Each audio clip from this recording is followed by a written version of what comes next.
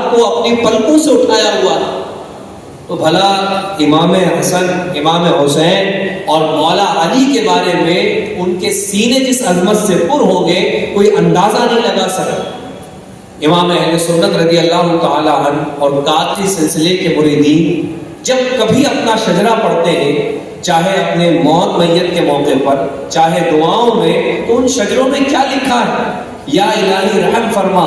بولیے، زور سے بولے. اس کے بعد مصطفیٰ کے واسطے. پنجتن پاک میں سب سے پہلے مصطفیٰ.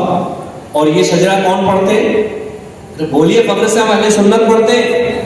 رافضیوں سے دلیل کی ضرورت نہیں ہے، تفصیلیوں سے دلیل کی ضرورت نہیں ہے کہ ہم ان کو سرٹیفکیٹ دیں کہ ہمیں اہل بیت سے محبت ہے کہ نہیں ہے. ہمارے یہاں تو بیت ہی میں یہ گھٹی پلائی جاتی ہے کہ ہماری مناجات ہی پنجتن پاک میں جو سب سے پاک تن پاک ہے کہ یا الہی رحم فرما مصطفیٰ کے واسطے، یا رسول اللہ کرم کیجئے، خدا کے واسطے، مشکلیں حل کر شہے.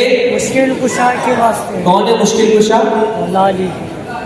کس کا ذکر ہو رہا ہے؟ مولا علی. اہل بیت کا، پنجتن پاک کا.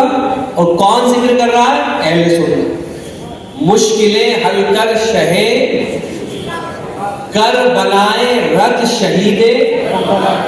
کون ہے شہید کربلا؟ کون ہے؟ امام حسین. کون ذکر کر رہا ہے؟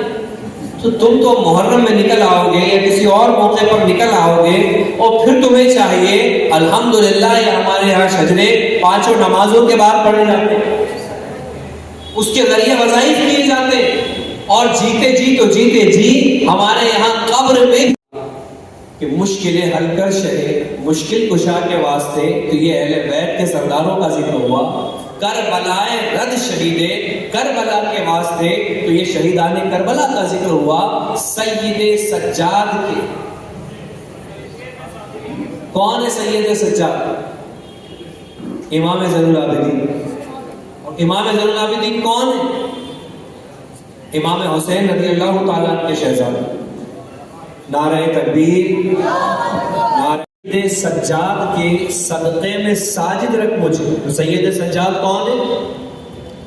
امام. کس کا ذکر ہو رہا؟ زور سے بولے. اہل بیت کا. کس کا ذکر ہو رہا؟ اہل بیت. سید سجاد کے صدقے میں ساجد رکھ مجھے، علم حق دے. تو یہ امام باقر کون ہے؟ امام زین العابدین کے شہزادے. تو یہ کس کا ذکر ہو رہا؟ اہل بیت کا ذکر ہو رہا ہے. علم حق دے باقر علم خدا کے واسطے.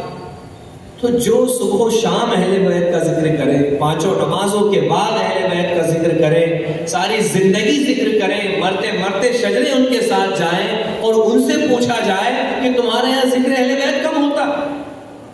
یہ جواب ہمیں رافضیوں کی دلیل کی ضرورت نہیں ہے، بلکہ ہمیں یہ سمجھنا ہے کہ اہل بیت کا نام لے کر یہ ہم سے کچھ اور کروانا چاہتے ہیں. اہل بیت کا نام لے کر یہ صحابہ سے جدائی بھی ڈلوانا چاہتے ہیں. وہ سیدہ عائشہ صدیقہ رضی اللہ تعالی عنہا کہ جن کی محبت کے بارے میں سیدہ فاطمہ زہرا رضی اللہ تعالی عنہ ارشاد فرمائے کہ میرے آقا صلی اللہ علیہ وسلم کو سب سے چہیتی حضرت عائشہ صدیقہ رضی اللہ تعالی عنہ ہے. اور ابھی جنگ جمل صفین کی باتیں نکال کر حضرت عائشہ صدیقہ پر کان کیا جائے.